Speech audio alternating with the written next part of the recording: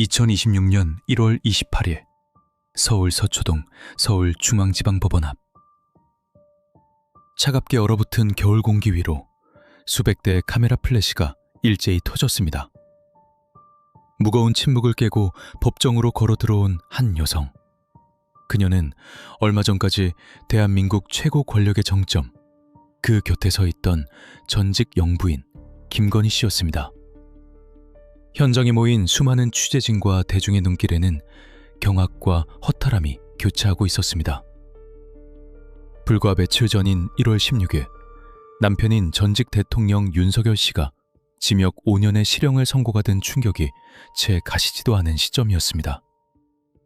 그리고 이날 법원은 영부인에게마저 징역 1년 8개월의 실형을 선고합니다. 대한민국 헌정사상 최초로 전직 대통령 부부가 동시대에 모두 유죄 판결을 받고 철창 신세를 지게 된 전대미문의 비극적 순간이었습니다. 거대한 국가적 재난이나 외교적 실패 때문이 아니었습니다. 무소불위의 권력을 무너뜨린 것은 아주 은밀하고도 사소한 욕망의 조각들, 바로 몇 개의 명품 가방과 수천만 원을 호가하는 다이아몬드 목걸이에서 비롯되었습니다. 이 사건의 숨겨진 진실을 끝까지 따라가고 싶다면 지금 구독과 알림 설정을 해주시고 듣고 싶은 다음 사건을 댓글로 남겨주세요. 권력은 어떻게 스스로 붕괴하는가? 이 질문에 대한 답을 찾기 위해 우리는 시계를 조금 뒤로 돌려보아야 합니다. 사건의 발단은 대중의 시선이 닿지 않는 아주 깊고 어두운 권력의 장막 뒤편에서 조용히 시작되었습니다. 국가의 운명을 좌우해야 할 대통령실의 이면에서는 마치 사교계의 은밀한 티타임처럼 부적절한 거래들이 일상적으로 오가고 있었습니다. 제보자들의 초기 진술조서와 특검팀의 내사 기록을 들여다보면 그 참담한 실상이 고스란히 드러납니다. 겉으로는 외교적 관례나 의례적인 선물이라는 포장지가 씌워져 있었지만 그 안에는 노골적인 탐욕과 대가성이 숨쉬고 있었습니다.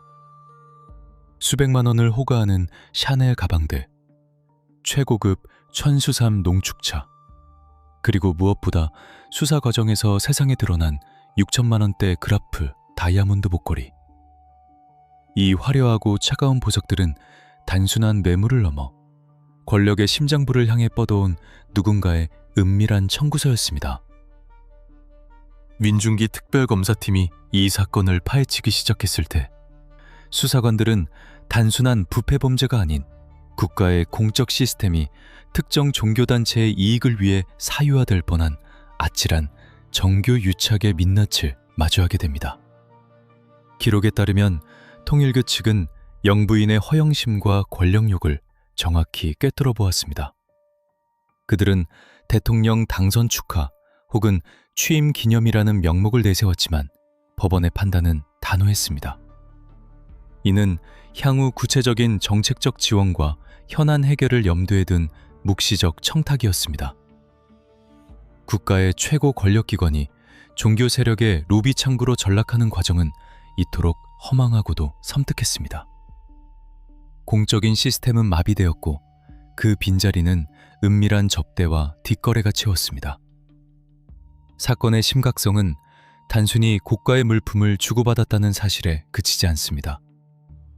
대한민국은 법치국가이며 선출된 권력은 오직 헌법과 국민의 견제 아래에서만 그 정당성을 유지할 수 있습니다. 그러나 사건이 벌어진 2022년 봄과 여름 사이 권력의 내부에서는 완전히 다른 규칙이 작동하고 있었습니다. 특검팀이 확보한 CCTV 영상 분석 자료와 통일교 내부 관계자들의 진술 조서에 따르면 로비는 철저히 계획적이고 체계적으로 이루어졌습니다. 당시 통일교 세계본부장이었던 윤영호 측은 영부인의 동선과 취향, 심지어 심리적 결핍까지 치밀하게 프로파일링했습니다. 이들은 공식적인 접견실이 아닌 감시의 눈길이 닿지 않는 사적인 공간을 범행의 무대로 삼았습니다. 권력이 사유화되는 순간 공직기강은 무너졌고 시스템의 경고음은 의도적으로 묵살되었습니다. 당시 권력 주변을 맴돌던 참모들조차 이 부적절한 관계의 위험성을 인지하고 있었지만 누구도 감히 입을 열지 못했습니다. 영부인이라는 특수한 지위, 그리고 그 뒤에 버티고 있는 최고 권력자의 존재가 수사기관과 사정기관의 눈을 가리는 거대한 방패막이가 되었기 때문입니다. 결국 이 부패의 고리는 여론의 압박과 언론의 집요한 추적, 그리고 진실을 밝히고자 했던 소수 제보자들의 용기가 더해져 마침내 세상의 빛을 보게 되었습니다. 특검팀의 압수수색이 시작되고 영부인의 사무실과 관련자들의 은신처에서 쏟아져 나온 증거들은 그동안 끊임없이 제기되었던 의혹들이 단순한 소문이 아님을 증명했습니다. 다이아몬드 목걸이의 보증서, 명품 가방의 구매 내역, 그리고 그들이 주고받은 수많은 통화 기록과 문자 메시지들. 이 모든 객관적 물증들은 단순한 선물인 줄 알았다는 권력자의 핑계를 무참히 부숴버렸습니다. 2026년 1월 28일 재판부가 영부인에게 실형을 선고하던 순간의 분위기를 되짚어볼 필요가 있습니다. 이는 단순한 형사처벌 이상의 의미를 지니고 있었습니다. 1심 선고 공판에서 우인성 부장판사가 낭독한 판결문은 이 사건의 본질을 날카롭게 짚고 있습니다. 피고인은 그 지위를 남용하여 사익을 추구했습니다. 통일교의 로비 노력과 결부되어 제공된 고가의 사치품을 거절하지 못하고 오히려 자신의 치장을 위해 기꺼이 받아들였습니다. 이 한 문장은 권력의 그늘에 숨어 법의 통제를 벗어날 수 있다고 믿었던 오만함에 대한 준엄한 심판이었습니다. 이 판결은 또한 수년 동안 대한민국 사회를 짓눌러온 깊은 불신과 갈등에 대한 하나의 종지부이기도 했습니다. 대중은 이미 오래전부터 권력층 내부에서 벌어지는 은밀한 부패의 냄새를 감지하고 있었습니다. 특검팀의 성역 없는 수사와 재판부의 냉철한 법리적 판단은 아무리 높은 곳에 있는 권력자라 할지라도 법의 심판을 피할 수 없다는 진리를 확인시켜 주었습니다. 1심 선고 결과가 특검이 구형한 징역 15년에는 미치지 못했다 할지라도 이 알선수재 혐의의 유죄 판결은 대한민국 권력사에 지울 수 없는 치욕의 오점으로 남게 되었습니다. 화려한 조명 아래에서 완벽해 보였던 권력의 탑은 사실 내부에서부터 썩어 들어가고 있었던 것입니다. 하지만 여기서 우리는 하나의 거대한 의문에 직면하게 됩니다. 전 세계를 무대로 활동하는 거대 종교단체의 수뇌부와 철저한 보안으로 둘러싸인 대한민국의 영부인. 도대체 이 두 세계는 어떻게 선을 닿을 수 있었던 것일까요? 일반인이라면 상상조차 할 수 없는 이 철봉 같은 장벽을 뚫고 샤넬 가방과 다이아몬드 목걸이가 대통령실의 사적 공간까지 배달될 수 있었던 데에는 보이지 않는 연결고리가 존재했습니다. 그것은 공식적인 비서관도 정부의 고위 관료도 아니었습니다. 권력의 비선 실세로 활동하며 무속과 정치, 종교와 이권을 교묘하게 엮어낸 미스터리한 인물. 법의 사각지대에서 은밀한 네트워크를 구축하고 마치 자신들이 국가의 운명을 점지하는 것처럼 행세했던 자들. 수사팀의 끈질긴 추적 끝에 발견된 단서들, 특히 압수된 휴대전화 속 건희 2라는 저장명은 이 거대한 게이트에 판도라의 상자를 여는 열쇠가 되었습니다. 권력의 정점에 선 자들이 왜 그토록 쉽게 은밀한 세력에게 곁을 내주었는지, 그리고 그 작은 틈새가 어떻게 2024년 말 끔찍한 계엄령 사태라는 국가적 파국으로까지 이어지게 되었는지. 이제 우리는 특검팀의 차가운 수사 기록을 바탕으로 그 숨겨진 진실의 조각들을 하나씩 맞춰보려 합니다. 다음 장에서 우리는 이 모든 비극의 중간다리 역할을 했던 권력의 그늘 속에서 암약한 미스터리한 중개자의 정체를 파헤칠 것입니다. 도대체 그는 누구이며 어떻게 국가 최고 권력자의 눈과 귀를 가릴 수 있었던 것일까? 사건의 진짜 수사는 바로 이 기묘한 인물의 통화 내역을 분석하는 것에서부터 시작됩니다. 대한민국 권력의 최정점과 전 세계를 무대로 활동하는 거대 종교단체.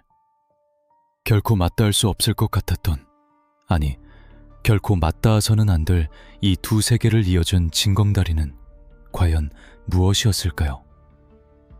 우리는 여기서 한 가지 상식적인 의문을 품게 됩니다. 철통 같은 경호와 엄격한 의전 시스템으로 둘러싸인 대통령실의 안방에 어떻게 특정 종교단체의 고위 간부가 보낸 다이아몬드 목걸이와 명품 가방이 아무런 제지 없이 배달될 수 있었는가 하는 점입니다.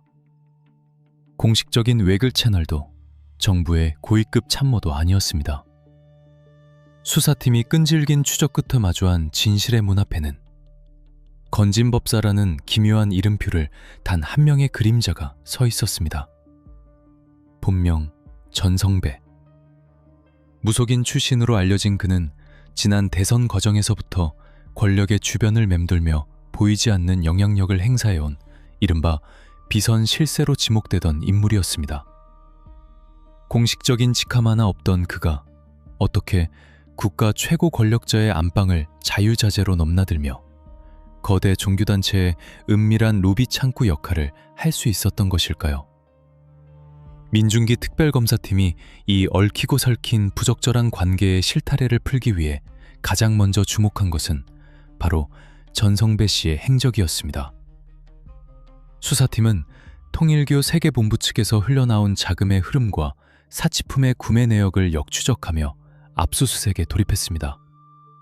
그리고 그의 자택과 은신처에서 확보된 방대한 양의 진술조서와 디지털 증거들은 대한민국 공적 시스템이 한낱 브로커의 손에 의해 어떻게 농락당했는지를 적나라하게 보여주었습니다. 전성배 씨는 단순한 심부름꾼이 아니었습니다. 그는 권력자의 심리적 기저에 깔린 미신적 맹신과 불안을 교묘하게 파고들어 자신을 거치지 않고서는 권력의 핵심부로 들어갈 수 없도록 숨겨진 네트워크를 구축한 치밀한 설계자였습니다. 사건의 결정적 스모킹건은 전성배 씨의 압수된 스마트폰에서 발견되었습니다. 디지털 포렌식 작업을 진행하던 수사관들의 모니터 화면에 유독 눈에 띄는 기이한 저장명 하나가 포착되었습니다. 바로 건희2라는 이름이었습니다. 이 건희2라는 연락처는 전성배 씨와 수백 건의 문자 메시지, 그리고 심야 시간대의 은밀한 통화 기록을 남기고 있었습니다. 기록의 내용은 충격적이었습니다. 인사청탁으로 의심되는 이력서 파일들이 오갔고 통일교 측의 현안을 전달하는 내밀한 대화들이 이 번호를 통해 여과 없이 이루어졌습니다. 수사망이 좁혀오자 권력의 최측근 참모들은 서둘러 방어막을 쳤습니다. 해당 번호는 영부인의 수행비서였던 정지원 전 행정관의 업무용 휴대전화일 뿐이며 영부인은 그저 한두 번 빌려 썼을 뿐이라며 꼬리 자르기를 시도했습니다. 공식적인 기록을 남기지 않기 위해 철저히 차명폰의 뒤로 숨으려 했던 권력의 얄팍한 변명이었습니다. 하지만 데이터에 각인된 진실은 결코 침묵하지 않았습니다.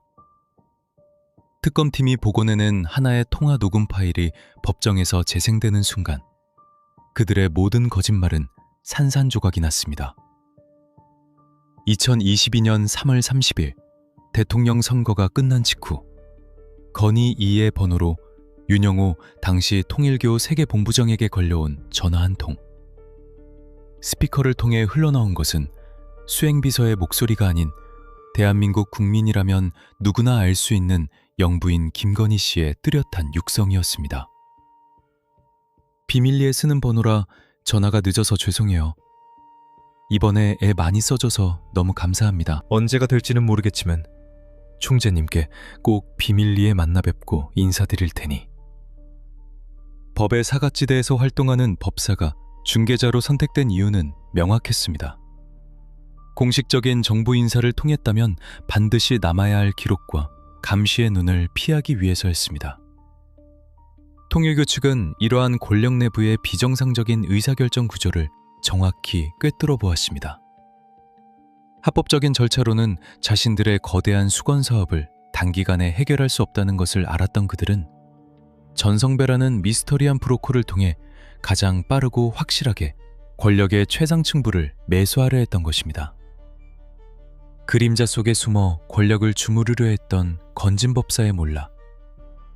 하지만 그의 구속은 사건의 끝이 아니라 진짜 거대한 폭풍의 시작에 불과했습니다. 우리는 여기서 사건의 시선을 권력의 안방에서부터 저 멀리 종교단체의 심장부로 돌려야 합니다. 도대체 통일교는 무엇을 원했던 것일까요? 8천만 원이 넘는 샤넬 가방들과 다이아몬드 목걸이는 그저 권력의 환심을 사기 위한 소박한 입장권에 불과했습니다. 그 입장권 뒤에는 대한민국 정부를 통째로 자신들의 목적에 복무시키려 했던 소름 끼치는 청구서가 기다리고 있었습니다. 다음 장에서 우리는 특검팀의 수사 기록을 따라 통일교 세계본부의 은밀한 회의실 안으로 들어가 보려 합니다. 국가의 운명을 담보로 그들이 받아내려 했던 불법적인 거래의 실체, 그리고 한 종교단체의 맹목적인 야망이 어떻게 국가 시스템을 붕괴 직전까지 몰고 갔는지 그 참담한 진실의 민낯을 파헤치겠습니다. 우리는 앞서 권력의 장막 뒤에서 암약했던 미스터리한 중개자 전성배의 존재를 확인했습니다. 그렇다면 그가 뚫어놓은 비밀스러운 통로를 통해 거대 종교단체는 도대체 권력의 심장부에 무엇을 요구했던 것일까요? 8천만 원을 호가하는 샤넬 가방대, 최고급 천수삼, 그리고 6천만 원대 그라프 다이아몬드 목걸이. 이 화려하고 값비싼 사치품들은 결코 조건 없는 순수한 선물이 아니었습니다. 그것은 철저하게 계산된 투자였으며 대한민국 정부를 향해 내민 아주 무겁고도 소름 끼치는 청구서였습니다. 민중기 특별검사팀의 수사 기록을 한 장씩 넘기다 보면 종교라는 거룩한 이름 뒤에 숨겨진 맹목적인 권력욕과 거대한 탐욕의 민낯을 마주하게 됩니다. 통일교, 즉 세계평화통일가족연합은 단순한 신흥 종교를 넘어 전 세계적인 자본과 거대한 네트워크를 굴리는 글로벌 조직입니다. 창시자 문선명 총재 사후 조직의 정권을 장악한 한학자 총재 체제는 내부의 결속을 다지고 대외적인 영향력을 극대화하기 위해 그 어느 때보다 강력한 국가적 차원의 뒷배가 절실히 필요했습니다. 그리고 이 거대한 권력 로비 작전을 최전선에서 진두지휘한 인물, 바로 윤영호 전 통일교 세계본부장입니다. 특검팀이 확보한 통일교 내부 문건과 윤영호의 진술 조서에 따르면 그는 대한민국의 최고 권력을 자신들의 발 아래 두기 위해 가장 약하고도 확실한 고리를 겨냥했습니다. 방탄 유리처럼 단단해 보이는 권력의 성벽에서 유일하게 사적인 욕망에 취약했던 틈새, 바로 영부인이었습니다. 윤영호 전 본부장 측은 영부인의 허영심과 과시욕, 그리고 권력에 대한 집착을 아주 치밀하고 정확하게 프로파일링했습니다. 그는 전성배라는 비선 실세를 통해 은밀한 접대와 부적절한 관계의 기반을 다진 뒤 본격적으로 세 가지 거대한 국가적 과제를 권력의 안방에 밀어넣기 시작했습니다. 그들이 내민 첫 번째 요구사항은 바로 캄보디아 국가개발 프로젝트에 대한 대한민국 정부의 노골적인 외교적 지원이었습니다. 당시 통일교는 캄보디아 현지에서 막대한 자본이 투입되는 대규모 부동산 개발 사업과 종교적 영향력 확대 프로젝트를 야심차게 추진 중이었습니다. 하지만 현지 정부와의 협상에서 예상치 못한 난관에 부딪히자 그들은 대한민국 대통령실의 강력한 입김을 원했습니다. 특검팀이 압수수색을 통해 통일교 세계본부 서버에서 확보한 윤영호의 디지털 업무 수첩에는 특정 시기에 영부인 측에 고가의 명품이 전달된 직후 캄보디아 VIP 지원 요청권 진행 중이라는 섬뜩한 메모가 선명하게 적혀 있었습니다. 대한민국의 공적인 외교력이 특정 종교단체의 해외 사익 추구를 위한 로비 수단으로 전락할 뻔한 아찔하고도 끔찍한 순간이었습니다. 하지만 그들의 맹목적인 야망은 단순히 해외 개발 사업에 머물지 않았습니다. 두 번째 청구서는 대한민국 언론 지형을 근본적으로 뒤흔들 수 있는 충격적인 계획이었습니다. 바로 보도 전문 채널 YTN의 민영화 과정에 개입하여 통일교 자본이 이를 인수할 수 있도록 정부 차원의 보이지 않는 손을 행사해달라는 것이었습니다. 종교단체가 국가 메이저 방송사를 소유하게 된다는 것은 곧 대중의 여론을 통제하고 정치적 영향력을 무한대로 확장할 수 있는 절대 반지를 주게 되는 것을 의미합니다. 과거부터 끊임없이 이어져 온 사회적 논란과 부정적인 이미지를 세탁하기 위해 그들은 엄격하고 공정해야 할 국가의 방송사 매각 과정에 권력의 비호가 개입되기를 간절히 바랐습니다. 은밀한 네트워크를 통해 전달된 수천만 원어치의 명품 가방들은 공영방송의 민영화라는 거대한 국가적 이권에 개입하기 위해 지불한 아주 저렴한 계약금에 불과했던 것입니다. 그리고 마침내 수사 과정에서 그 실체를 드러낸 세 번째 요구사항.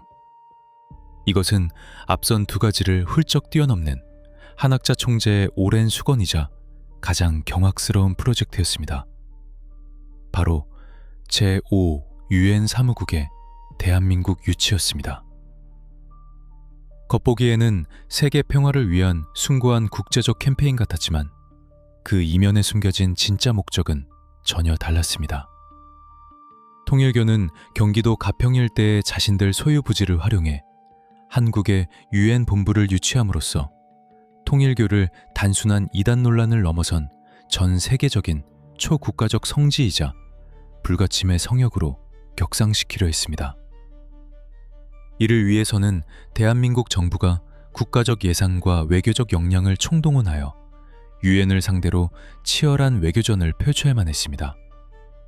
즉, 대한민국의 외교부와 대통령실 전체가 통일교의 꼭두각시이자 영업사원 역할을 해달라는 노골적이고도 오만한 요구였습니다. 이 세 가지 거대한 요구사항들의 면면을 자세히 들여다보면 우리는 뼈저리고 참담한 진실 하나를 마주하게 됩니다. 종교와 정치의 경계는 이미 권력의 가장 깊은 곳에서부터 완전히 붕괴되어 있었고, 국가의 공적 시스템은 사적인 탐욕과 부적절한 관계에 의해 철저히 마비되고 있었다는 사실입니다. 민중기 특검팀 소속 수사관들은 통일교 세계본부 컴퓨터에서 복원된 수백 건의 이메일과 내부 기한문들을 분석하며 경악을 금치 못했습니다. 고가의 샤넬 가방이 권력의 안방으로 배달된 날짜와 대통령실을 향한 구체적인 민원 서류가 작성된 날짜는 소름 끼치도록 일치했습니다. 감시의 눈길이 닿지 않는 권력의 그늘 아래서 국가 최고 권력자의 배우자라는 막중한 지위는 어느새 거대 종교단체의 민원 해결 창구로 변질되어 있었던 것입니다.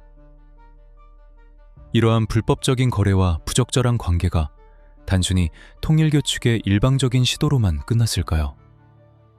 아니면 권력의 심장부는 이 달콤하고도 치명적인 제안을 법석 물었던 것일까요?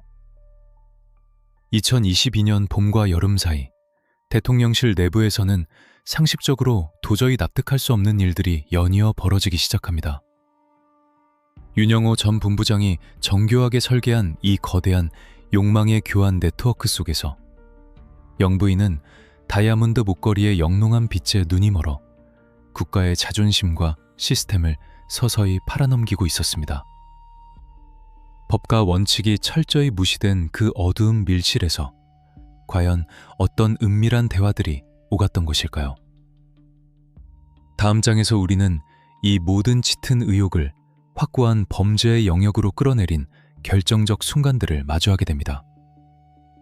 이른바 정성이라는 거룩한 이름으로 포장된 뇌물들이 어떻게 물리적으로 전달되었으며 그 대가로 영부인이 어떤 치명적이고도 명백한 약속을 남겼는지, 그 파멸을 부른 전화통화 기록과 뇌물수수의 현장을 낱낱이 해부해 보겠습니다. 권력의 가장 은밀한 밀실은 언제나 두껍고 육중한 문으로 굳게 닫혀 있습니다.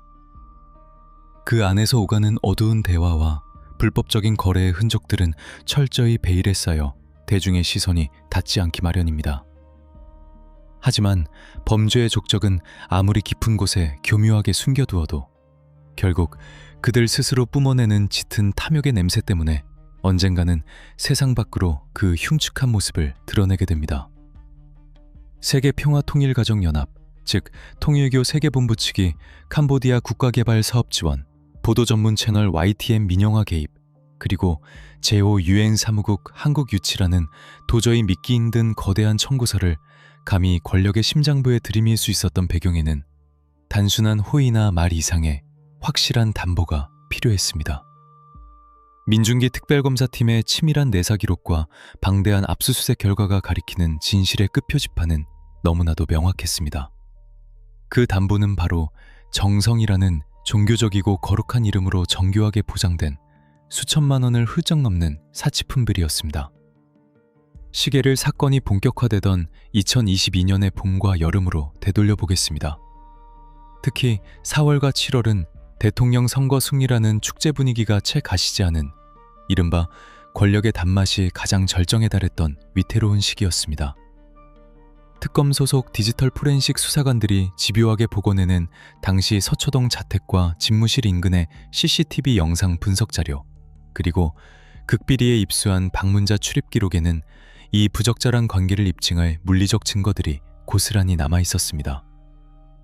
통일교 측 핵심 인사들과 전성배 씨 등 비선 연결고리들이 권력의 사적 공간을 수시로 넘나들며 남긴 어두운 흔적들. 그들의 손에는 언제나 외교적 관례나 단순한 취임 축하 선물이라는 그럴싸한 명목으로 위장된 아주 화려하고 무거운 쇼핑백들이 들려 있었습니다.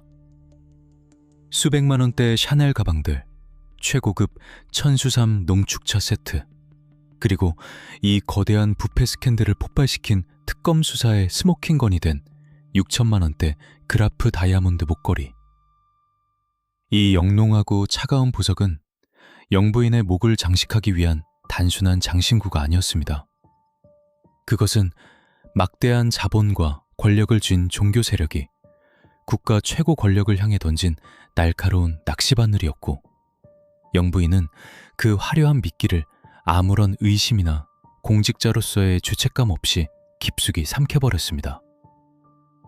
이후 본격적인 조사가 시작되고 특검의 칼날이 턱 밑까지 다가오자 권력의 주변인들과 참모진들은 철저히 말을 맞추며 방어망을 구축하려 애썼습니다.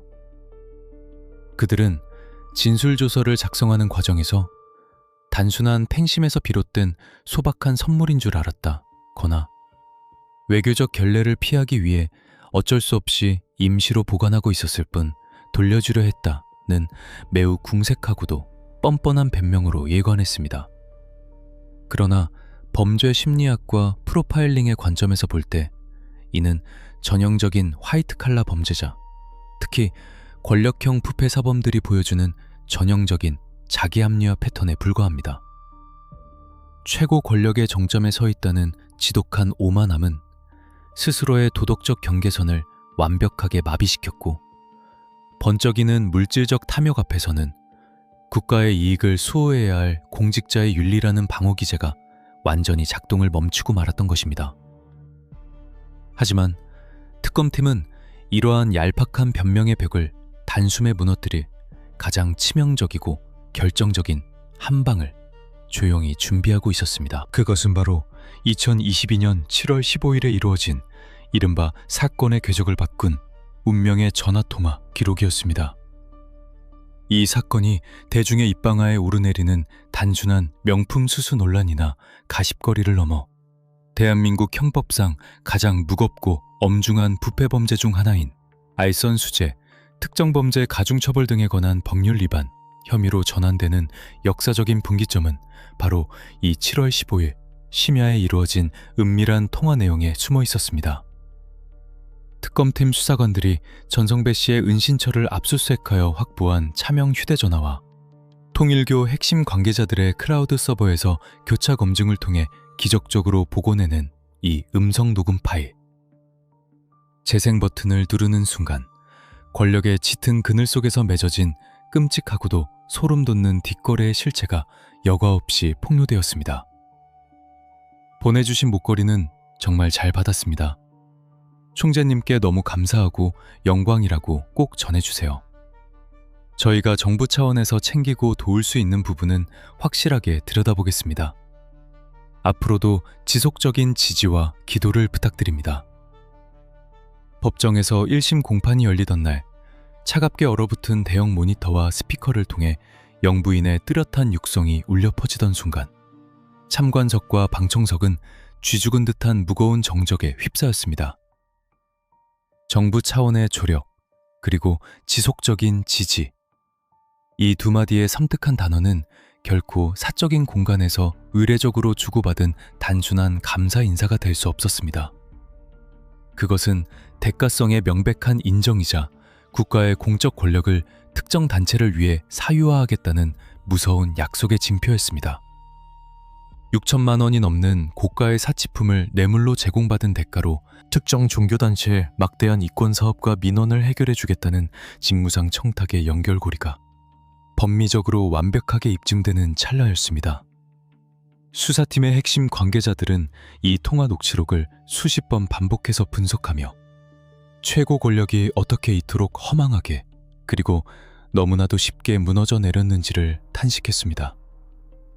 이 통화는 철저히 감시를 피하기 위해 준비된 비공식적인 차명폰, 이른바 대포폰의 형태를 띠고 이루어졌습니다.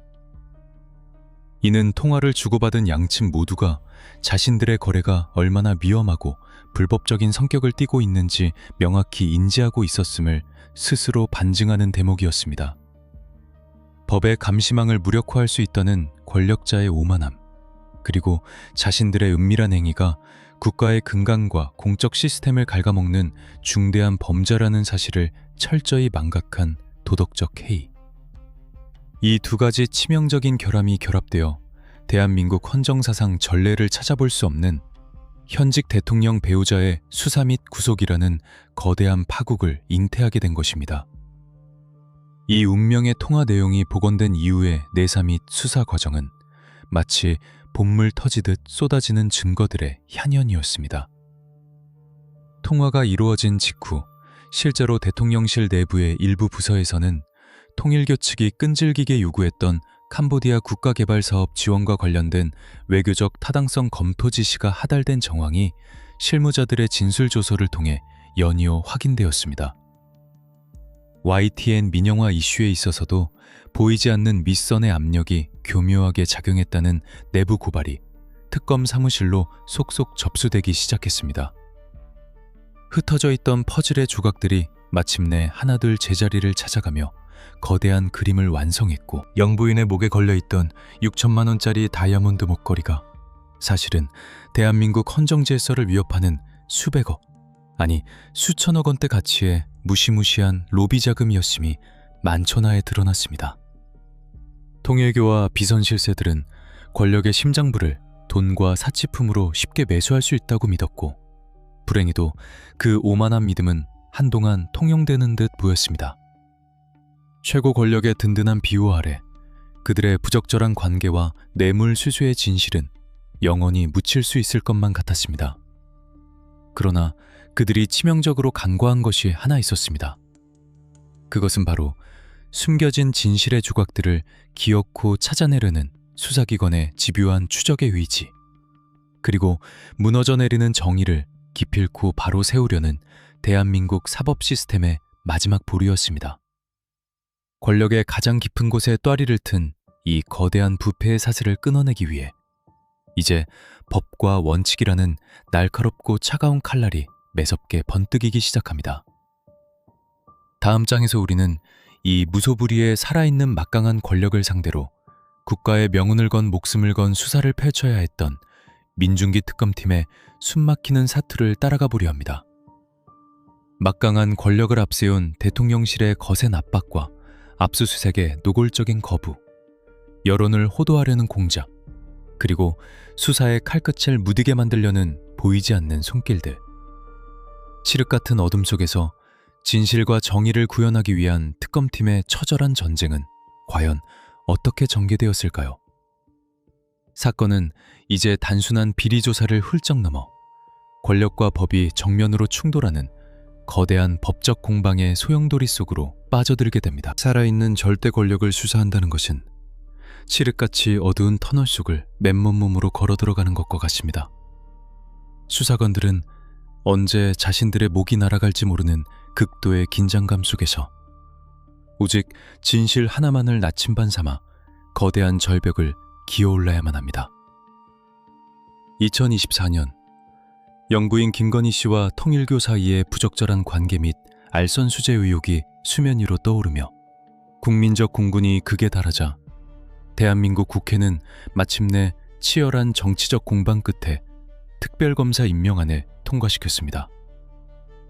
그렇게 출범한 민중기 특별검사팀의 사무실의 첫날부터 무거운 침묵과 비장함으로 가득 차 있었습니다. 특검팀에 합류한 파견 검사들과 베테랑 수사관들의 책실 위에는 산더미 같은 내사 자료와 첩보 보고서들이 쌓여 있었지만 그들이 마주한 현실은 참담할 정도로 거대한 장벽이었습니다. 수사의 칼끝이 향해야 할 최종 목적지가 바로 대한민국 권력의 심장부, 대통령실과 관저였기 때문입니다. 특검팀의 초기 수사 과정은 그야말로 숨막히는 방해 공작과 끈질긴 법적 공방의 연속이었습니다. 진실의 문을 열기 위해 가장 먼저 선행되어야 했던 것은 뇌물수수의 현장이자 은밀한 거래의 무대였던 관저와 집무실 인근에 대한 전격적인 압수수색이었습니다. 하지만 특검팀이 야심차게 청구한 압수수색 영장들은 번번이 법원의 문턱을 넘지 못하고 기각되었습니다. 겉으로는 국가 안보와 군사상 비밀 요건이라는 그럴싸한 법리적 이유가 방패막이로 등장했지만 그 이면에는 살아있는 권력의 눈치를 보며 몸을 사리는 사법부 일각의 보신주의와 대통령실의 노골적인 압박이 짙게 깔려 있었습니다. 영장이 기각될 때마다 여당과 보수 언론들은 일제히 특검팀을 향해 십자포화를 퍼부었습니다. 명백한 정치적 마녀 사냥이다. 국가 원수의 배우자를 향한 근거 없는 음해다. 라는 거친 언사들이 연일 뉴스 헤드라인을 장식하며 여론의 압박은 최고조에 달했습니다. 정면 돌파가 막힌 절망적인 상황. 그러나 산전수전을 다 겪은 민중계 특검팀은 결코 호락호락하게 물러서지 않았습니다. 대문이 굳게 잠겨 있다면 그들은 가장 취약한 뒷문을 노리기로 전략을 전면 수정했습니다. 권력의 안방으로 직행하는 대신 뇌물이 시작된 발원지, 즉 통일교 세계본부와 비선실세 전성배의 주변을 샅샅이 훑으며 밑바닥부터 증거의 그물을 촘촘하게 짜 올라가기 시작한 것입니다. 수사관들은 마치 정밀한 외과 수술을 하듯 자금 추적에 돌입했습니다. 그들은 6천만 원대 그라프 다이아몬드 목걸이와 수천만 원어치의 샤넬 가방들이 국매로 반입되고 구매된 모든 경로를 역추적했습니다. 백화점 명품관의 VIP 결제 내역, 수입 면장, 그리고 구매 당일 주변 일대의 수개월치 CCTV 영상 분석이 밤낮 없이 이어졌습니다. 이 과정에서 수사팀은 통일교 측 자금이 세탁기를 거치듯 여러 개의 차명 계좌를 쪼개어 돌고 돈 끝에 결국 현금화되어 사치품 구매에 사용되었다는 결정적 금융 흐름을 포착하는 데 성공합니다. 돈의 꼬리표는 없었지만 범죄의 흔적은 분명한 방향성을 가리키고 있었습니다. 수사팀의 압박이 통일교 하부 조직에서부터 서서히 숨통을 조여오자 굳게 닫혀있던 침묵의 카르텔에도 마침내 미세한 균열이 발생하기 시작했습니다. 특검팀의 치밀한 프로파일링과 집요한 소환 조사는 관련자들의 심리적 방어벽을 무너뜨리는데 결정적인 역할을 했습니다. 수사관들은 범죄를 은폐하려는 자들의 가장 큰 약점, 즉 나 혼자 모든 죄를 뒤집어 쓸 수 없다는 공포심을 정확히 파고들었습니다. 통일교 세계본부의 실무자들과 자금 관리인들을 차례로 불러들인 특검팀은 이미 확보한 객관적인 물증과 자금 흐름도를 그들의 눈앞에 들이밀었습니다. 밤을 새워가며 진행된 팽팽한 신경전과 압박조사 끝에 조사실의 차가운 공기를 가르는 결정적인 진술조서 하나가 마침내 특검팀의 손에 쥐어지게 됩니다. 그것은 통일교 내부에서 자금 집행과 대관 업무를 깊숙이 담당했던 한 핵심 내부 고발자의 입에서 터져나온 벼락 같은 증언이었습니다. 오랜 시간 권력의 그늘 아래서 무건 수행을 강요받았던 그는 처벌의 두려움과 양심의 가책 사이에서 갈등하다 결국 수사관 앞에서 무너져 내리며 모든 진실을 토해냈습니다. 이 모든 과정은 결코 실무진들의 개인적인 일탈이나 독단적인 과잉 충성이 아니었습니다. 캄보디아 개발 사업부터 UN 사무국 유치 시도까지, 그리고 그 대가로 영부인에게 고가의 사치품을 전달하라는 것까지, 모든 것은 통일교 수뇌부, 즉 밑선의 명백한 지시에 따라 철저히 계획되고 조직적으로 실행된 뇌물 공작이었습니다. 이 한마디의 폭발력은 어마어마했습니다. 윗선의 지시라는 진술은 흩어져 있던 모든 정황 증거들을 하나의 거대한 범죄의 띠로 묶어버리는 완벽한 접착제였습니다. 특검팀은 이 내부 고발자의 결정적인 증언을 바탕으로 윤영호 전 본부장을 비롯한 통일교 핵심 수뇌부에 대한 구속영장을 전격적으로 청구했고, 마침내 법원도 더 이상은 이 명백한 범죄의 혐의점을 외면할 수 없었습니다. 핵심 인물들이 줄줄이 구속되자 그동안 거짓 해명으로 일관하며 철벽방어를 자랑하던 권력의 중심부는 걷잡을 수 없는 패닉에 빠지기 시작했습니다.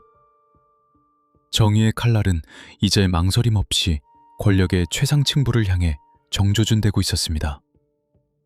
비선 실세 전성배의 차명, 대포폰에서 복원된 영부인의 육성통화 녹음 파일, 명백한 대가성을 입증하는 통일교 내부의 품위서와 이메일 기록, 자금 세탁을 통한 명품 구매 내역, 그리고 내부자의 결정적 폭로까지, 모든 법리적 퍼즐 조각이 완벽하게 맞춰졌습니다.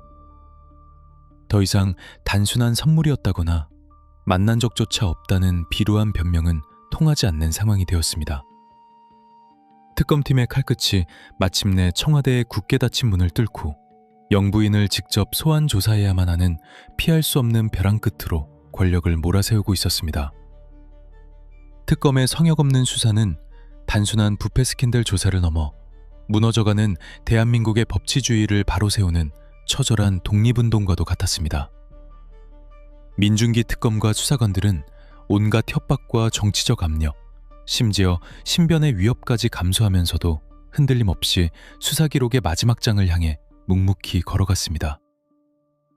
그들의 집요함은 부당한 권력의 그늘에 가려져 있던 은밀한 네트워크의 실체를 백일하에 드러냈고, 누구도 법 위에 군림할 수 없다는 민주주의의 가장 평범하고도 위대한 원칙을 증명해내고 있었습니다. 하지만 권력이라는 야수는 궁지에 몰릴수록 더욱 포악하고 극단적인 선택을 하기 마련입니다. 자신들을 향해 매섭게 좁혀오는 특검의 포위망과 차갑게 식어버린 여론의 분노 앞에서 대통령과 영부인은 뼈저린 반성과 사과 대신 대한민국 역사상 가장 끔찍하고 파멸적인 카드를 만지작거리기 시작했습니다. 수사를 덮고 정권을 유지하기 위해 그들이 선택한 마지막 발악. 그것은 국가의 헌정 질서를 근본적으로 파괴하는 미친 도박이었습니다. 다음 장에서 우리는 이 거대한 뇌물 수사 사건이 어떻게 한 국가를 절망의 구렁텅이로 몰아넣었는지 그 참혹한 나비 효과를 목격하게 될 것입니다. 영부인의 부적절한 관계를 덮기 위해 국가 권력이 오작동을 일으키고 마침내 2024년 12월 겨울밤의 차가운 어둠을 가르고 서울 도심 한복판에 장갑차가 등장하게 만든 그 끔찍한 비극의 밤. 국가의 운명을 벼랑 끝으로 밀어붙인 계엄령이라는 이름의 폭거. 그 긴박했던 도미노 현상의 전말을 깊숙이 파헤쳐 보겠습니다. 한 국가를 지탱하는 거대한 댐이 무너지는 것은 역설적이게도 아주 작은 균열에서부터 비롯됩니다. 수천만 원을 호가하는 명품 가방과 영롱하게 빛나는 다이아몬드 목걸이. 권력의 가장 깊고 은밀한 안방으로 스며든 이 사치품들은 처음엔 그저 탐욕스러운 개인의 은밀한 전리품에 불과해 보였습니다. 하지만 민중기 특별검사팀의 차갑고 예리한 수사망이 그 위를 덮고 있던 거짓의 장막을 하나씩 걷어내자 그것은 단순한 부패 게이트를 넘어 대한민국 정부의 시스템 전체를 뒤흔드는 거대한 내관으로 병모했습니다.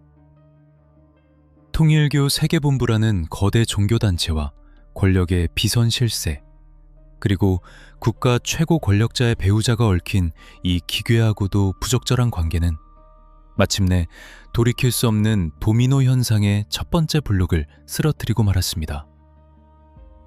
2024년 11월로 접어들며 권력의 심장부는 말 그대로 폭풍 전야의 패닉 상태에 빠져들었습니다. 특검팀의 집요한 압수수색과 자금 추적, 그리고 통일교 내부 고발자들의 결정적인 진술 조서가 연일 언론을 통해 쏟아져 나왔습니다. 영부인의 육성이 담긴 치명적인 통화 녹음 파일이 수사관들의 손에 복원되었다는 소식은 권력의 심장부에 치명상을 입혔습니다. 정부 차원에서 챙기고 도울 수 있는 부분은 확실하게 들여다보겠다는 명백한 알선수재의 증거 앞에서는 그동안 권력을 비호하던 정치적 방패막이들조차 꿀먹은 벙어리가 될 수밖에 없었습니다. 여론의 압박은 그 어느 때보다 거세게 타올랐습니다. 매 주말마다 서울 도심 한복판에서는 영부인에 대한 성역 없는 직접 소환 조사와 대통령의 대국민 사과를 요구하는 촛불의 파도가 일렁였습니다. 지지율은 바닥을 뚫고 끝없이 추락했고, 야당은 특검의 수사 결과를 바탕으로 전례 없는 정권 퇴진 운동과 탄핵의 군부를 떼기 시작했습니다. 공적인 시스템이 사적인 이권과 종교적 로비에 의해 유린당했다는 끔찍한 진실은 대한민국 국민들에게 도저히 묵과할 수 없는 깊은 모멸감과 분노를 안겨주었습니다. 정상적인 민주주의 국가의 지도자라면 이토록 명백한 범죄의 증거들과 성난 민심 앞에서 법의 심판을 겸허히 수용하고 철저한 진상규명에 협조해야 마땅했습니다. 하지만 궁지에 몰린 권력은 이성을 잃고 가장 위험하고 극단적인 선택을 향해 폭주하기 시작했습니다. 자신들의 부적절한 관계와 은밀한 거래가 백일하에 드러나는 것을 막기 위해, 그리고 특검팀의 칼날이 영부인의 턱 밑을 지나 자신을 향해 겨누어지는 것을 차단하기 위해 전직 대통령 윤석열 씨는 역사에 씻을 수 없는 최악의 오점을 남길 파멸적인 결단을 내리고 맙니다. 2024년 12월 3일 늦은 밤, 차갑게 얼어붙은 겨울 공기를 가르고 대한민국의 모든 텔레비전 화면과 스마트폰 속으로 믿기 힘든 긴급 담화가 생중계되었습니다. 굳은 표정으로 카메라 앞에 선 권력자는 종북 반국가 세력의 척결이라는 해묵은 명분을 내세웠지만 그 입에서 뿜어져 나온 단어는 귀를 의심케 할 만큼 비현실적이고 폭력적이었습니다. 바로 비상계엄령 3포였습니다. 그것은 국가 안보나 헌정 질서를 수호하기 위한 결단이 결코 아니었습니다. 통일교 뇌물 스캔들과 특검의 포위망으로부터 영부인을 지켜내고 수사를 방해하며 자신들을 향한 언론과 정치권의 정당한 비판을 총칼의 공포로 억누르기 위한 처절하고도 끔찍한 권력의 단말마였습니다. 아내의 다이아몬드 목걸이와 명품 가방에 묻은 범죄의 흔적을 지우기 위해 국가의 민주주의 시스템 전체를 인질로 삼은 전대미문의 사법방해 행위이자 친위 쿠데타였던 것입니다. 계엄령이 선포된 직후의 서울은 그야말로 숨막히는 공포의 도가니였습니다. 자정이 넘은 시각, 여의도 국회의사당 상공으로는 무장한 군 헬리콥터들이 굉음을 내며 선회했고, 총기로 무장한 계엄군이 국회 경내로 진입하며 헌법기관의 기능을 강제로 마비시키려 했습니다. 거리에 등장한 군용 차량들과 차가운 아스팔트 위를 짓밟는 군화 발소리는 수십 년 전 민주화의 피와 땀으로 극복해냈다고 믿었던 군사 독재의 끔찍한 악몽을 고스란히 재현하고 있었습니다. 수사기관에 적법한 법 집행을 무력화하고 영부인에 대한 체포와 조사를 원천 봉쇄하려는 노골적인 무력 시위. 이것이 바로 부패한 권력이 사적 이익을 지키기 위해 공권력을 사유화했을 때 벌어지는 참혹한 나비효과였습니다. 하지만 부패한 권력의 치명적인 오판은 거기까지였습니다. 2024년의 대한민국 국민들은 더 이상 총칼의 공포 앞에 무기력하게 숨죽이던 과거의 대중이 아니었습니다. 계엄령 선포라는 기습적인 폭거에도 불구하고 영하의 칼바람을 뚫고 수만 명의 시민들이 자발적으로 국회 앞으로 몰려들었습니다. 그들은 맨몸으로 계엄군의 바리케이드를 막아섰고 군용 차량의 진입을 온몸으로 저지하며 민주주의를 지키기 위한 방패막이가 되었습니다. 시민들의 결연한 보호 속에 담벼락을 넘고 철조망을 뚫고 국회 본회의장으로 진입한 여야 국회의원들은 자정을 간 넘긴 새벽, 만장일치로 비상계엄 해제 요구안을 가결시켰습니다. 불과 몇 시간 만에 허망하게 끝난 이 심야의 계엄령 사태는 영구인의 뇌물 사건을 은폐하려던 권력의 최후의 발악이 도리어 자신들의 무덤을 파는 완벽한 기폭제로 작용하고 말았습니다. 헌정질서를 유린한 이 끔찍한 만행은 즉각적인 대통령 탄핵 소추안 발의로 이어졌고 압도적인 여론의 지지 속에 국회와 헌법재판소의 시계는 무서운 속도로 돌아가기 시작했습니다. 권력을 사유화하고 국가를 위기로 몰아넣은 대가는 너무나도 가혹하고 철저했습니다. 결국 대한민국의 최고 권력자는 헌법을 위반하고 민주주의를 파괴한 혐의로 탄핵당하며 그 화려했던 권저에서 비참하게 끌려내려왔습니다. 도미노의 마지막 블록이 무너지며 영부인 김건희 씨를 겹겹이 둘러싸고 있던 무소불위의 방탄조끼도 함께 산산조각이 났습니다. 더 이상 압수수색을 거부할 명분도 수사관들의 출입을 통제할 경호처의 위세도 남아있지 않았습니다. 민중기 특검팀은 지체 없이 청와대를 떠나 민간인 신분이 된 전직 영부인을 향해 구속영장을 청구했습니다. 권력의 비호 아래 진실을 은폐하려 했던 자들은 차례로 포승줄에 묶여 검찰청의 차가운 포토라인에 섰고 통일교 세계본부 측의 뇌물 공여와 청탁 과정은 한치의 의혹도 없이 백일화에 폭로되었습니다. 한 개인이 억누르지 못한 사치품에 대한 탐욕, 그리고 그 얄팍한 욕망을 이용해 국가의 정책을 주무르려 했던 거대 종교단체의 음흉한 로비.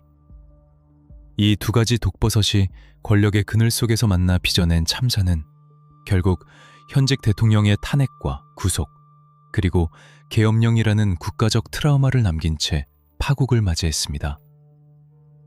은밀한 거래의 대가는 결코 달콤하지 않았고 법의 통제를 벗어날 수 있다고 믿었던 그들의 오만함은 가장 뼈아픈 부메랑이 되어 돌아왔습니다. 이제 모든 거짓의 장막이 걷히고 정의의 여신이 눈을 뜰 차례입니다. 화려한 권력의 정점에서 가장 무거운 죄인의 신분으로 전락한 그녀. 다음 장에서 우리는 이 기나긴 추적의 끝, 2026년 1월의 차가운 법정 안으로 들어가 보려 합니다. 침묵이 흐르는 서울중앙지방법원 제33 형사부. 단상 높이 앉은 재판장과 그 아래 고개를 숙인 전직 영부인. 피할 수 없는 진실의 심판대 위에서 재판부는 과연 이 참담한 정규일착과 권력 사유화 범죄를 향해 어떤 역사적인 선고를 내렸을까요? 숨막히는 법적 공방과 최후의 판결, 그 역사적인 순간의 기록을 생생하게 해부해 보겠습니다. 2026년 1월 28일 오후 2시 서울 서초동 서울중앙지방법원 서관 311호 중회의 법정. 겨울의 매서운 한파만큼이나 법정 안의 공기는 무겁고 차갑게 가라앉아 있었습니다. 수십 명의 취재진과 엄격한 보안 검색을 통과한 소수의 방청객들이 숨을 죽인 채 피고인석을 응시하고 있었습니다. 이윽고 법정 옆에 육중한 철문이 열리고 한때 대한민국 최고 권력의 정점, 가장 화려한 조명 아래에 서 있던 전직 영부인 김건희 씨가 교도관들의 호의를 받으며 굳은 표정으로 걸어 들어왔습니다. 불과 1년 전만 해도 수많은 경호원과 수행원들에게 둘러싸여 누구도 함부로 접근할 수 없었던 성역의 인물. 그러나 계엄령이라는 국가적 파국과 남편인 전직 대통령의 탄핵, 그리고 이어진 특검의 매서운 구속 수사를 거치며 그녀를 겹겹이 감싸고 있던 무소불위의 권력이라는 방탄조끼는 이미 형체도 없이 사라진 뒤였습니다. 이제 그녀는 수의를 입은 평범한 형사 피고인의 신분으로 오직 법과 증거가 지배하는 차가운 심판대 앞에 홀로 서야만 했습니다. 재판을 맡은 형사합의 33부의 우인성 부장판사가 자리에 앉으며 본격적인 선고 공판에 막이 올랐습니다. 방대한 수사 기록과 수십 차례에 걸친 치열한 법적 공방을 마무리 짓는 1심 판결문의 낭독이 시작되자 법정 안에는 오직 재판장의 낮고 단호한 목소리만이 울려 퍼졌습니다. 재판부는 먼저 민중기 특검팀이 제기한 핵심 공소사실, 즉 알선수재, 특정범죄 가중처벌 등에 관한 법률 위반 혐의에 대해 하나하나 날카로운 법리적 잣대를 들이대며 짚어내려갔습니다. 권력의 곁을 맴돌던 변호인단은 재판 과정 내내 통일교 측으로부터 받은 물품들은 단순한 외교적 의뢰이거나 개인적인 호의의 표시였을 뿐 결코 직무와 관련된 대가성이 없었다며 필사적인 방어막을 쳤습니다. 또한 영부인이라는 지위는 법률상 명확한 직무 권한이 규정되어 있지 않기 때문에 알선수재죄가 성립할 수 없다는 억지스러운 논리를 펴기도 했습니다. 그러나 재판부의 판단은 서늘할 정도로 명확하고 단호했습니다. 피고인은 대통령의 배우자라는 특수한 지위가 가지는 막대한 정치적, 사회적 영향력을 누구보다 잘 인지하고 있었습니다. 통일교 세계본부 측이 건넨 6천만 원 상당의 다이아몬드 목걸이와 수천만 원어치의 명품 가방들은 결코 순수한 의도의 선물이 될 수 없습니다.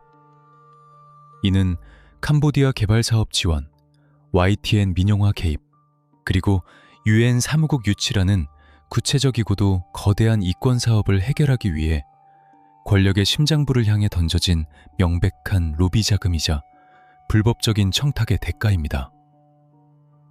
재판부의 이 같은 낭독은 부패한 권력이 사적인 공간에서 은밀하게 주고받은 그 어떤 거래도 법의 감시망을 영원히 피할 수는 없다는 준엄한 선언이었습니다. 특히 판결문 낭독의 하이라이트는 특검팀이 결정적 증거로 제출했던 운명의 전화통화, 녹취록을 언급하는 순간이었습니다. 전성배라는 비선 브로커의 대포폰을 통해 영부인이 직접 통일교 측에 정부 차원에서 도울 수 있는 부분을 챙겨보겠다고 약속했던 그 음성 기록. 재판부는 이를 단순한 인사치레가 아닌 뇌물수수와 권력 사유화를 입증하는 가장 치명적이고도 명백한 물증으로 인정했습니다. 피고인은 헌법과 법률에 의해 견제받아야 할 공적 권력을 마치 개인의 사유물처럼 취급했습니다.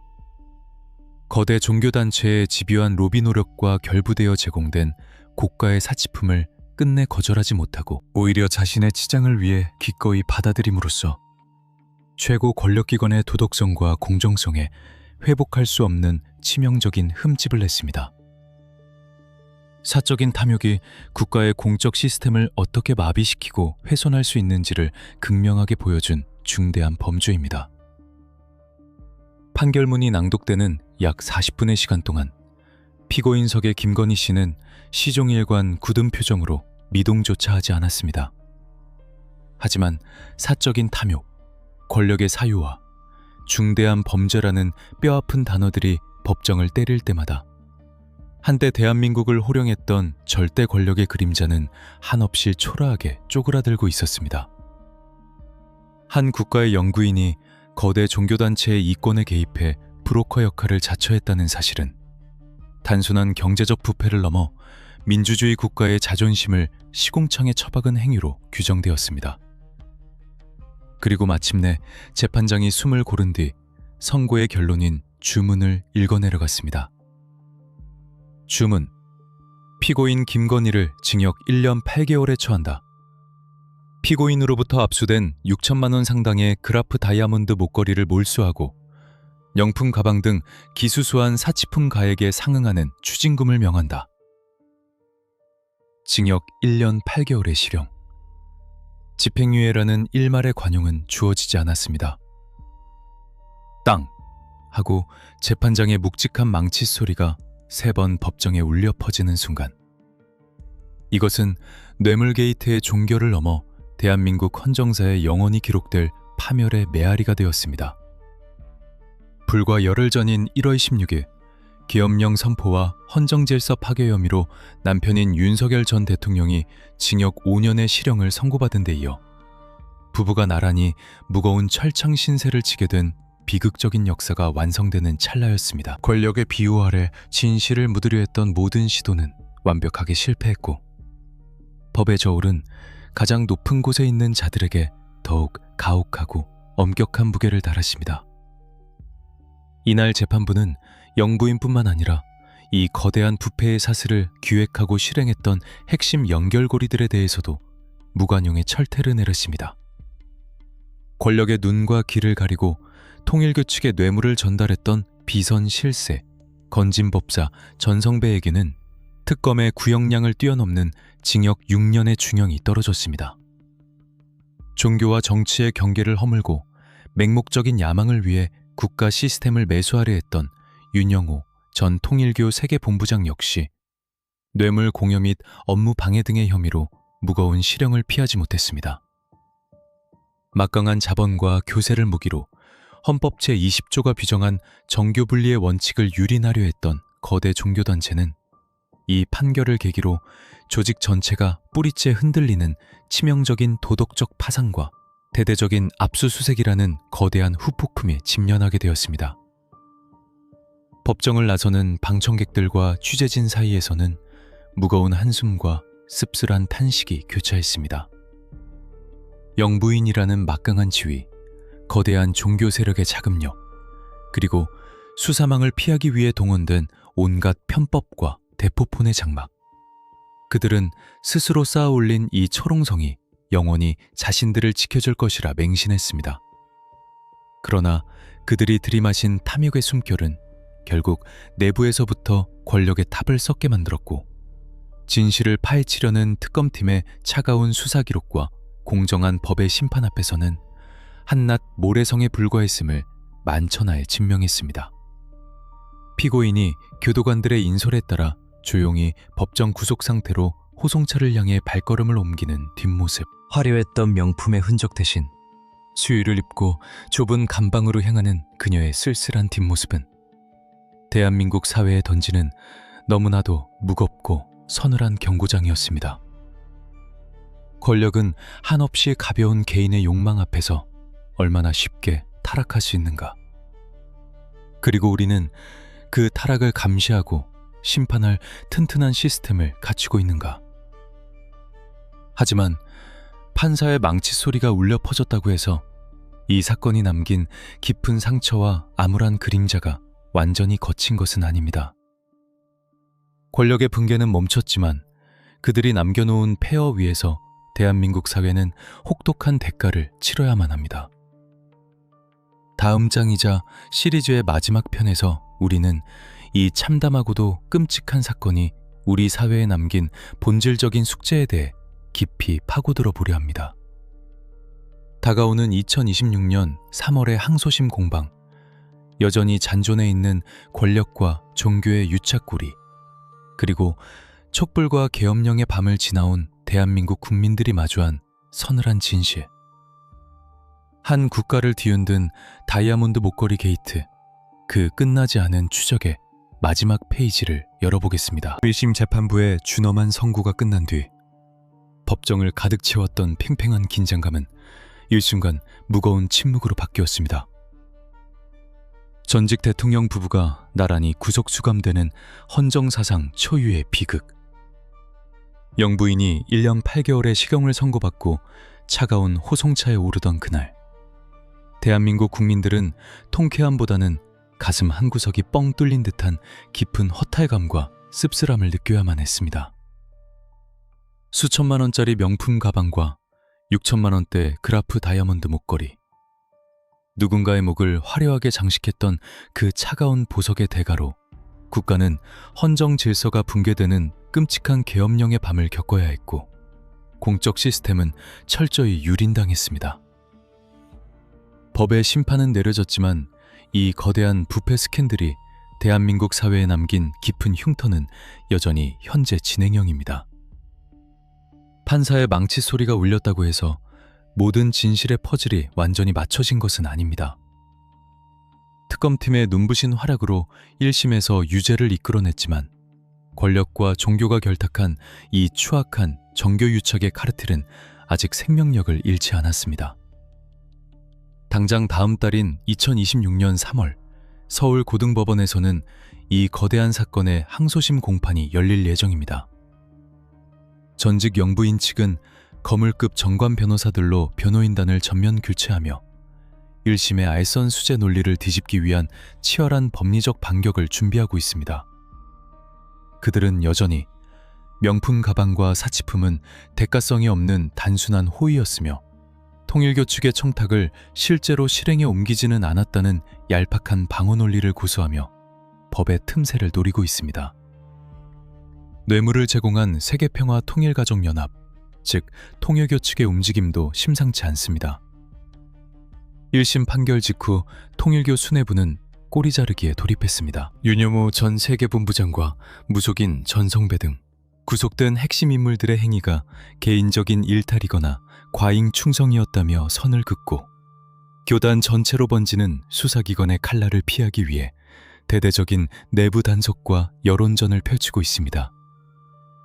막대한 자본력과 글로벌 네트워크를 가진 거대 종교단체는 자신들의 존립을 위협하는 이 거대한 위기를 탈출하기 위해 또 다른 보이지 않는 로비를 시도할지도 모릅니다.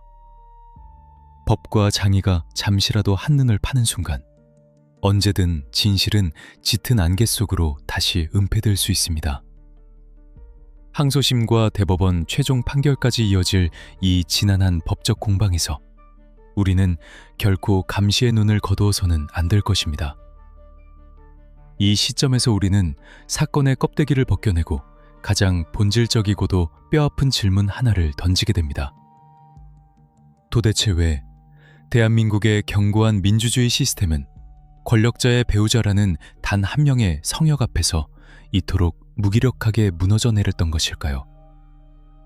전문가들은 이 끔찍한 도미노 현상의 근본적인 원인을 제도적 통제의 부재에서 찾습니다. 선출되지 않은 권력인 영부인은 그 막강한 영향력에도 불구하고 법적으로 감시받고 통제받을 수 있는 공식적인 시스템의 바깥에 존재했습니다. 제2부속실이라는 투명한 유리창 대신 비선 실세와 브로커들이 자유롭게 넘나들 수 있는 어두운 밀실이 그 자리를 차지했습니다. 전성배와 같은 정체불명의 중개자가 대포폰을 들고 국가의 이권 사업을 흥정할 수 있었던 것은 권력 스스로가 감시의 눈을 가리고 불법적인 거래를 즐겼기 때문입니다. 공직자의 도덕적 해이와 허영심이 특정 종교단체의 맹목적인 야망과 만났을 때 국가는 캄보디아 개발 지원, YTN 민영화, 제5 UN 사무국 유치라는 터무니없는 흥정의 대상이 되어버렸습니다. 이 사건은 단지 고위 공직자 배우자의 뇌물수수 사건으로만 기록되지 않을 것입니다. 2024년 12월 3일 수사의 포위망을 뚫고 자신들의 부적절한 관계를 은폐하기 위해 전직 대통령이 빼들었던 비상계엄령이라는 극단적 카드는 대한민국 국민들에게 씻을 수 없는 트라우마를 남겼습니다. 개인의 탐욕을 덮기 위해 군대를 동원하고 헌정을 중단시키려 했던 그 끔찍한 겨울밤의 공포.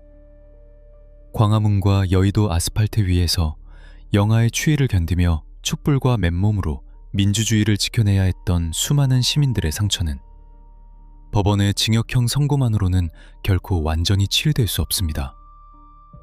권력의 탑은 무너졌지만 폐허 위에서 우리는 두 번 다시 이러한 참사가 반복되지 않도록 튼튼한 방벽을 세워야만 합니다. 최고 권력의 주변을 감시할 수 있는 독립적이고 강력한 특별감찰관 제도의 상시와 선출되지 않은 권력의 투명성을 담보할 수 있는 엄격한 법제화, 그리고 정치와 종교가 부적절하게 유착할 수 없도록 원천 차단하는 사회적 감시망. 이 끔찍한 스캔들이 우리에게 남긴 피투성이 교훈들을 시스템으로 정착시키지 못한다면 제2의 건진법사, 제3의 부패한 브로커들은 언제든 다시 권력의 가장 약한 고리를 찾아 어둠 속에서 은밀한 접대를 시도할 것입니다. 2026년 2월, 지금 이 순간 모든 화려한 조명은 꺼졌습니다. 권력의 안방을 드나들며 수천만 원을 호가하던 샤넬 가방들과 그라프 다이아몬드 목걸이는 이제 검찰의 차가운 압수물 보관소의 낡은 철제 선반 위에서 빛을 잃은 채 먼지를 뒤집어 쓰고 있습니다. 영원할 것만 같았던 권력을 둠이 없고 국가의 운명을 쥐락펴락하려 했던 전직 영부인은 1.9평의 좁고 차가운 독방에 수감되어 다가올 항소심의 서류들만을 기계적으로 넘기고 있을 것입니다. 그녀가 다이아몬드 목걸이를 처음 목에 걸었던 2022년의 어느 날, 거울에 비친 자신의 모습은 한없이 눈부시고 완벽했을 것입니다. 법의 통제 따위는 닿지 않는 완벽한 성역의 주인이 되었다고 믿었을 테니까요. 하지만 부패와 탐욕으로 쌓아올린 권력의 성벽은 아주 작은 진실의 파편 하나에도 속절없이 무너져 내리는 한낱 모래성에 불과했습니다. 끝까지 덮을 수 있는 어둠은 없고 법의 심판을 피할 수 있는 영원한 권력은 존재하지 않는다는 사실. 이것이 다이아몬드의 영롱한 빛이 거친 뒤에 남은 가장 차갑고도 서늘한 역사의 진리입니다.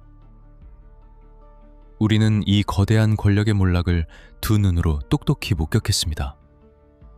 하지만 부패를 향한 권력의 유혹은 인간의 역사와 함께 언제나 다른 얼굴로 다시 찾아올 것입니다.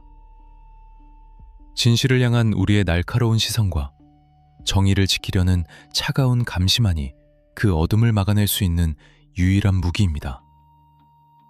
이 사건의 숨겨진 진실을 끝까지 따라가고 싶다면 지금 구독과 알림 설정을 해주시고 듣고 싶은 다음 사건을 댓글로 남겨주세요.